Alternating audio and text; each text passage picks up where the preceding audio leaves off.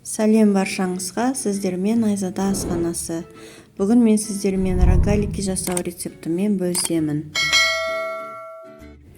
Бізге керек заттар: 250 грамм сүт, 250 грамм ерітілмеген күйіндегі сары май, мен мына жерде ерітіп қойдым, 100 грамм құмшекер, 1 шымшым тұз, 3 жұмыртқа аламыз. 3 жұмыртқаның сарысын, біреуінің сарысын бетіне жаққанға алып қойдым. 1 чай қасық дрожж. Жақсылап араластырамыз. Порционна ұн қосып, жұмсақ нан илейміз. Нанымызды илеп болғаннан кейін 1 сағатқа бетін жауып қойып қоямыз.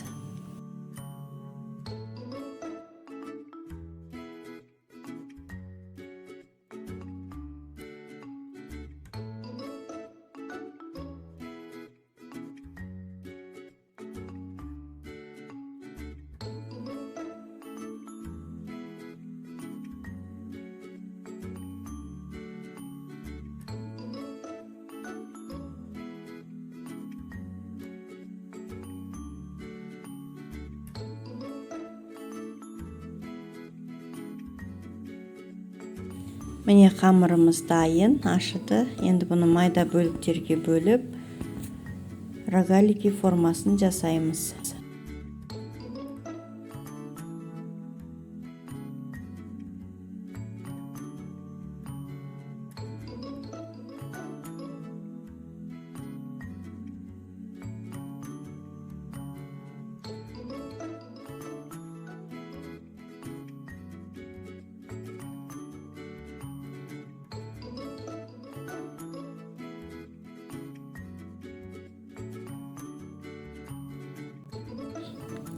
Міне осындай формада жасап, ішіне салмасын салсақ болады.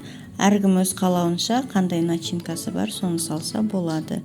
Мен мына жерде вареный сгущенка алдым. Өте дәмді болады, жасап көріңіздер.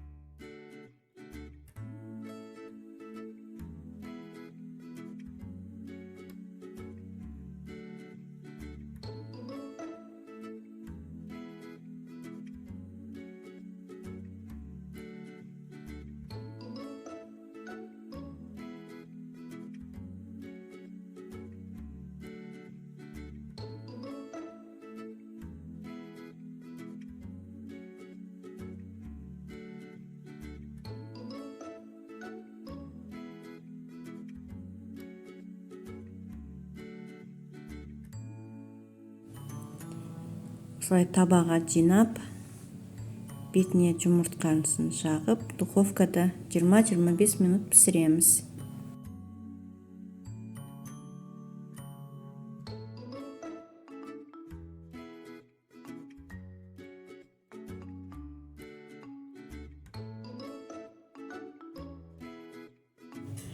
Міне осындай дәмді, әдемі рогаликаларымыз дайын болды. Мен бірге болғандарыңыз үшін рахмет, сау болыңыздар.